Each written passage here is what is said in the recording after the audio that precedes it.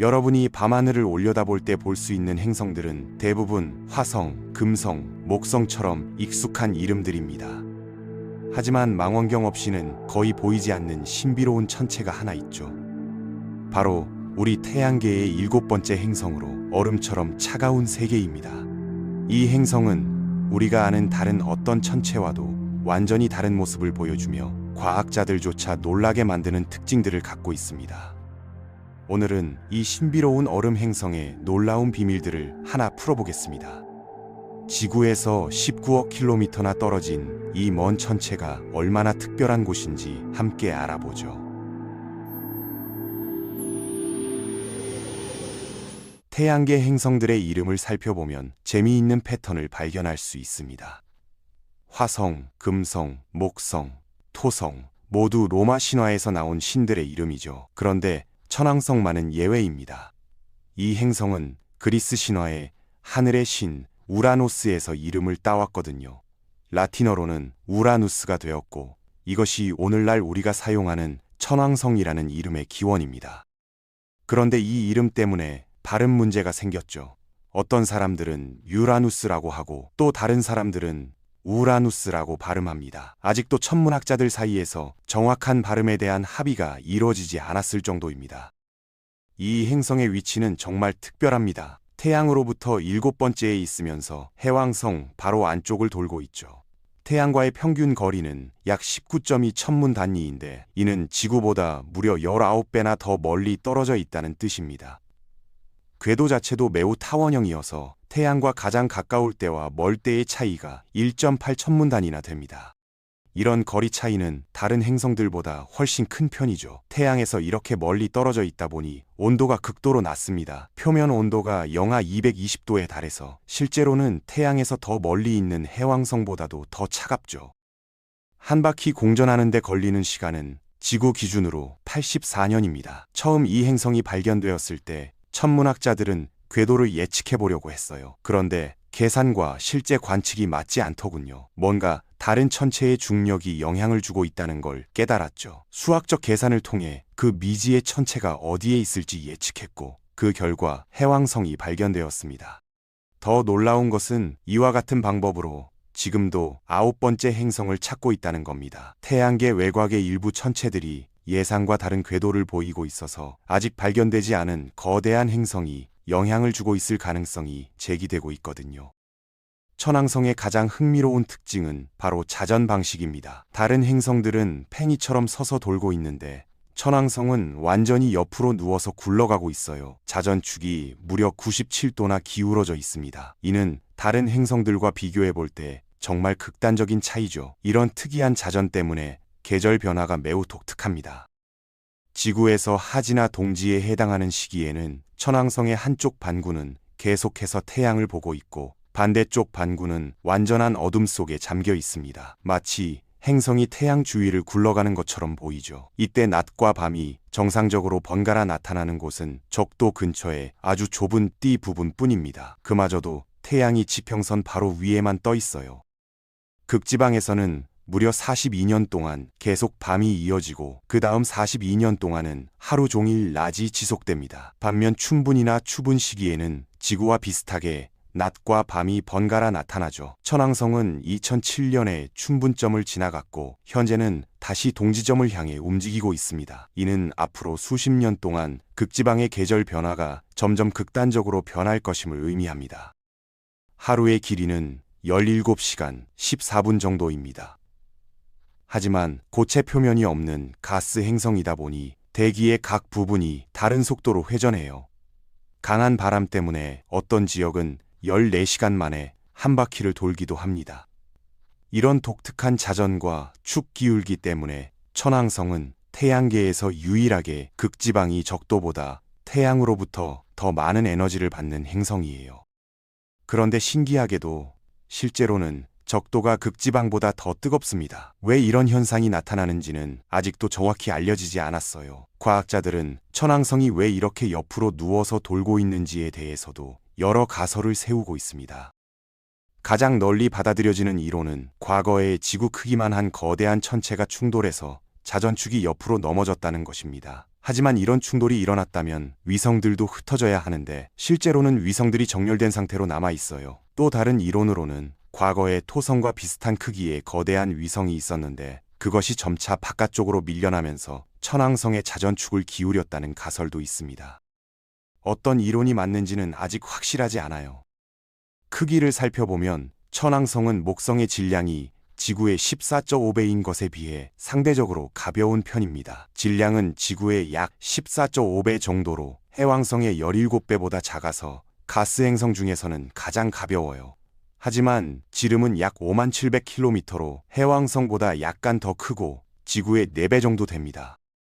이런 질량이 넓은 영역에 분포되어 있다 보니 중력은 8.7m/s 제곱으로 지구의 0.89배 수준입니다. 만약 천왕성 표면에 설 수 있다면 지구보다 조금 더 가벼운 느낌을 받을 거예요. 하지만 실제로는 고체 표면이 없기 때문에 착륙할 수 없고 대신 점점 밀도가 높아지는 대기 속으로 가라앉게 될 것입니다.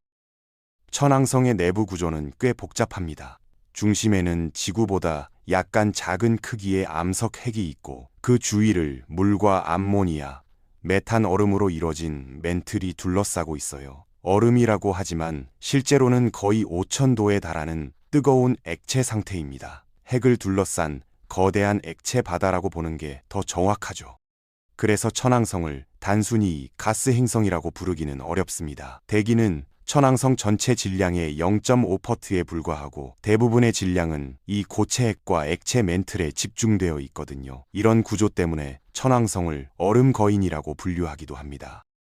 대기 성분은 주로 헬륨과 수소이고 약 2.3%의 메탄이 포함되어 있습니다. 천왕성이 청록색으로 보이는 이유가 바로 이 메탄 때문이에요. 메탄이 붉은색 빛을 흡수해서 파란색과 녹색만 반사시키거든요. 정말 흥미로운 점은 천왕성 멘틀 깊숙한 곳에 엄청난 압력이 메탄 분자를 분해시켜서 다이아몬드를 만들어낼 수 있다는 겁니다. 과학자들은 이 다이아몬드가 우박처럼 멘틀을 통과해 떨어진다고 추정하고 있어요. 멘틀 바닥에는 액체 다이아몬드 바다가 있고 그 안에 고체 다이아몬드 덩어리들이 빙산처럼 떠다닐 수도 있다는 이론도 있습니다. 상상만 해도 경이로운 광경이죠. 천왕성 주위에는 다른 큰 행성들처럼 고리가 있습니다. 모두 13개의 고리가 발견되었는데 이들은 매우 어둡고 비교적 젊은 편이에요. 대부분 폭이 몇 킬로미터에 불과하고 나이는 약 6억 년 정도로 추정됩니다. 천왕성 자체보다 훨씬 젊다는 뜻이죠. 고리를 이루는 입자들은 극히 작고 가장 큰 것도 지름이 몇 미터를 넘지 않습니다. 물, 얼음과 어두운 유기물질로 구성되어 있어서 빛을 거의 반사하지 않아요. 반사율이 2%도 안 되니까 젖은 흙보다도 더 어둡습니다. 이 고리들은 과거에 위성들끼리 충돌한 결과물로 여겨집니다. 일부 고리가 왜 그렇게 좁게 유지되는지는 아직 완전히 이해되지 않았어요. 일반적으로는 목동 위성이라는 작은 위성들이 고리를 한 곳에 모아두는 역할을 한다고 설명하지만 이는 일부 고리에만 해당됩니다. 천왕성에 고리가 있다는 사실은 1977년에 처음 발견되었습니다. 천왕성이 별 앞을 지나가는 현상을 관측하던 중 천왕성 본체가 별을 가리기 전후로 별빛이 여러 번 깜빡이는 걸 보고 고리의 존재를 추정할 수 있었어요. 1986년 보이저 2호가 천왕성을 방문했을 때는 11개의 고리를 확인했고 나중에 허블 우주망원경으로 2개를 추가로 발견해서 현재 총 13개가 알려져 있습니다. 천왕성의 위성들도 매우 흥미로운 특징을 갖고 있습니다. 다른 행성들의 위성이 대부분 그리스나 로마 신화에서 이름을 따온 것과 달리 천왕성의 위성들은 영국 문학 작품의 등장인물 이름을 사용해요. 셰익스피어나 알렉산더 포프의 작품에서 따온 이름들이죠. 현재까지 27개의 위성이 발견되었는데 13개는 내측 위성, 5개는 주요 위성, 9개는 외곽의 불규칙 위성으로 분류됩니다. 내측 위성들은 천왕성의 고리와 밀접한 관련이 있습니다. 이 위성들 중 일부가 충돌해서 고리의 재료를 제공했을 가능성이 높아요. 가장 큰 내측 위성인 퍽의 지름은 162km 정도입니다. 이 내측 위성들은 서로의 궤도를 계속 방해하고 있어서 전체 시스템이 매우 불안정해 보여요. 미래에 다시 충돌할 가능성도 높습니다. 주요 위성 5개는 거리 순으로 미란다, 아리엘, 움브리엘, 티타니아, 오베론입니다. 이 중 티타니아가 가장 크고 지름이 1600km로 태양계에서 8번째로 큰 위성이에요. 이들 위성들은 모두 매우 어두운 천체들이고 특히 움브리엘이 가장 어둡습니다. 미란다는 주로 물 얼음으로 이루어져 있고 나머지는 물과 암석이 섞인 구조를 갖고 있어요. 내부에는 암석 핵과 얼음 멘틀이 분리되어 있을 것으로 추정되고 그 사이에 액체 상태의 바다가 존재할 가능성도 있습니다. 특히 미란다는 태양계에서 가장 기이한 모습을 한 위성 중 하나입니다. 표면에는 거대한 절벽들이 있는데 높이가 20km에 달해 지구의 그랜드 캐년보다 훨씬 높아요. 이런 극단적인 지형이 어떻게 만들어졌는지는 아직 명확하지 않지만 과거의 파괴와 재형성 과정을 여러 번 겪었을 가능성이 높습니다. 흥미롭게도 이 큰 위성들의 자전축도 천왕성처럼 크게 기울어져 있습니다. 그래서 천왕성이 동지점에 있을 때는 위성들도 한쪽 면만 계속 태양을 향하게 되죠. 마치 위성에서도 42년간 지속되는 극야와 백야를 경험할 수 있다는 뜻입니다. 마지막 9개의 외곽 위성들은 포획된 소행성일 가능성이 큽니다. 주요 위성들보다 훨씬 멀리 떨어져 있고 크기도 20km부터 가장 큰 시코락스의 200km까지 다양해요.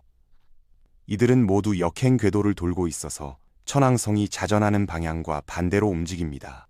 이는 이들이 원래 천왕성에서 형성된 것이 아니라 나중에 중력에 붙잡힌 것임을 보여주는 강력한 증거죠.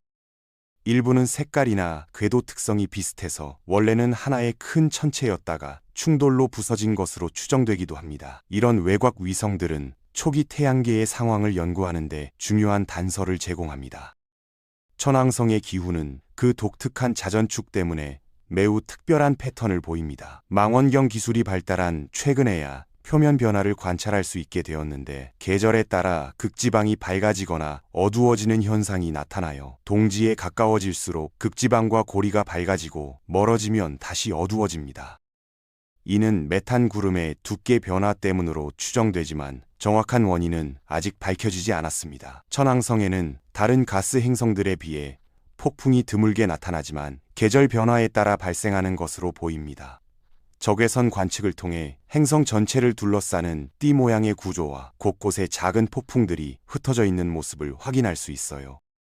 바람의 속도는 최대 시속 900km에 달하는데 이는 지구의 가장 강한 태풍보다도 빠른 수준입니다. 신기한 점은 이런 강한 바람이 태양 에너지가 거의 없는 상황에서도 유지된다는 것이에요. 천왕성이 태양으로부터 받는 에너지는 지구의 400분의 1에 불과하지만 그래도 시속 수백 킬로미터의 바람이 불고 있습니다.